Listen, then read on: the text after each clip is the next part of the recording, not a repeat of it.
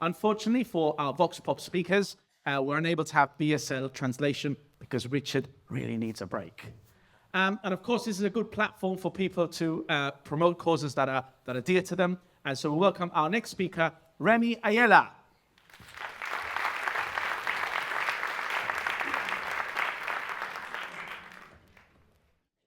I'm so glad that I had a few minutes because I've just been finishing my chocolate from last session.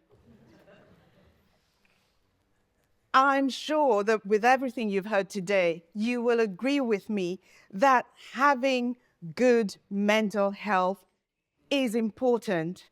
Having good relationships is important. But why am I speaking about this now? Why does it matter right now? It's because there's a mental health epidemic. And the link between poor mental health and poor relationships is well documented.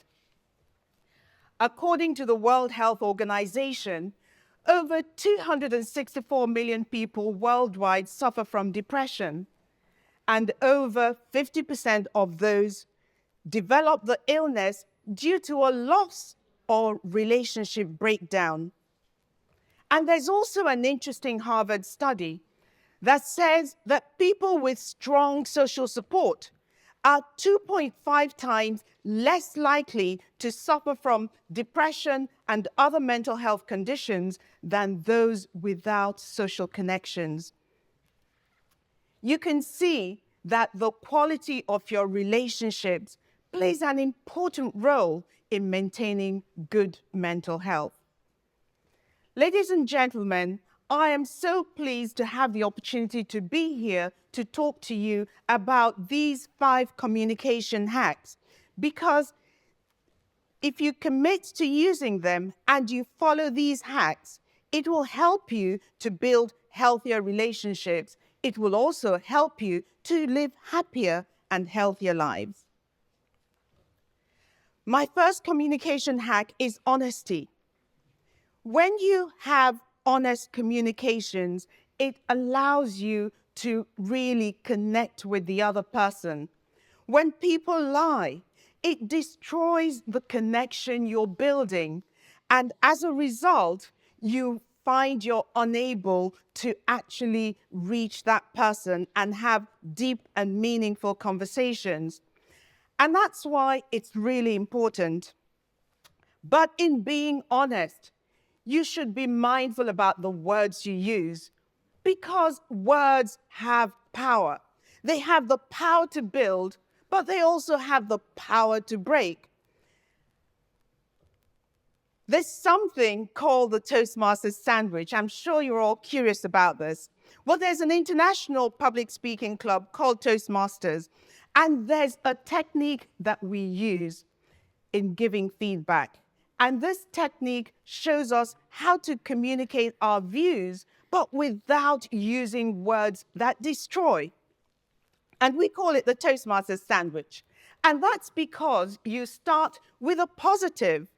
Then you go on to make your recommendation for improvement, and then you finish on another positive. So for example, I have a friend who's just written a book. She gives me her manuscript to read. I don't just jump in with my criticisms. I start with a positive. I really enjoyed the story. It connected with me. It really resonated with me. But you might want to be more mindful about the grammar. There's some errors, there's some spelling mistakes, so you want to get it edited properly. But I think people are going to love the story. Now you can see that that recommendation for improvement sandwiched between 2 positives is more likely to be better received. My next hack is authenticity. You cannot have meaningful conversations without authenticity. Authenticity is about being yourself, having genuine interactions, and being prepared to be open with your thoughts and your feelings. But people like to erect walls. They don't want to be vulnerable, so they build walls around them. And if you don't let those walls come down, you can't have genuine interactions. The key is to allow yourself to be vulnerable. Peel back the layers. Allow people to connect with the real you. Only when you do that can you have strong and deep connections. I've had to learn to be vulnerable with myself. I think of myself as a strong, independent person. I went back to live in Nigeria after 30 years away. And when I arrived, it was really hard settling back in. I was struggling emotionally and also financially. It was really hard. So I joined a running club, and this was to help me cope. I had a good relationship with them. Everything was fine, but I didn't really get to know anybody and really connect properly until one day I opened up about what I was feeling. I opened up about my struggles, and that immediately signaled a complete change in the relationship. So much so that now, 7 years later, I still regard these people as my family. So please allow yourselves to be vulnerable, because that's what will nourish your relationships and give you those deep connections that create better relationships. My next hack is clarity. Clarity is important because if you're not crystal clear about what you want, it creates misunderstandings. And once there are misunderstandings, it makes it difficult to recover and get that connection back. In being clear, be sure to be specific about what you want, and then people will understand you and respond appropriately. I'm going to tell you a little story about Damien. On a hot summer's day, ice cream van rolls up. Damien goes to his mother, and he says, "Mommy, the ice cream van is here." So his mother gives him some money. "Here you are, Damien." And then she remembers, "Oh yes, the last time the ice cream man came, he gave me a voucher." So she gives him the voucher as well. So off goes Damien. Damien comes back, ice cream in hand, gives his mother back the voucher. And she says, "Why didn't you use the voucher?" And he says, "I didn't need it. I had enough money." You can see she might have said, "Damien, here's a voucher, use it." So if you're not clear about what you want from other people, then you're likely to be misunderstood. And these misunderstandings can cause confusion, they can cause chaos, they can cause conflict, and sometimes even wars are started due to miscommunications. My next hack is kindness. Kindness is an incredibly important tool in building relationships, because when you're kind, people are more likely to open up to you. One of the keys to kindness is being empathetic. Try standing in somebody else's shoes, because only then can you truly understand their perspective. Another key is being generous with your time, with your resources, with your support. Because when you are generous, you build a much deeper connection with the other person. My next hack, and my last hack, is smiling.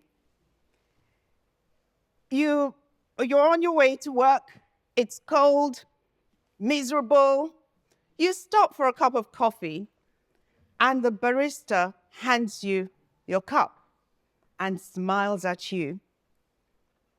You smile back, and instantly the day brightens up. Why?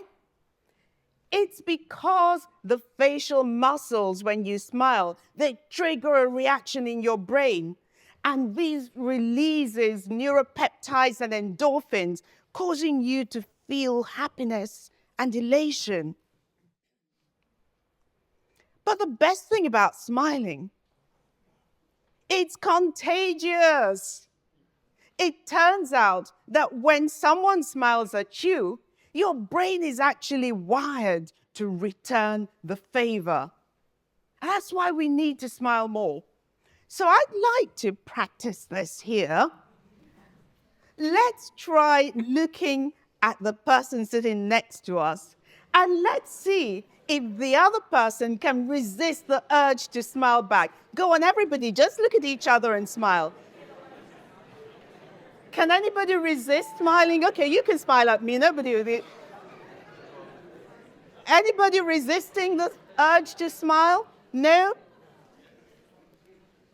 You see, I can feel from where I am the happiness and the positivity that's radiating back to me. So in closing, I'd like to remind you of these 5 hacks. And what I'd like to remind you of is that when you're happy, it makes people around you happy. And the people around them are happy as well, creating a virtuous circle of happiness in which we have a happier world. So, ladies and gentlemen, my last word to you is that it's not love that makes the world go round. It's happiness that makes the world go round. Thank you.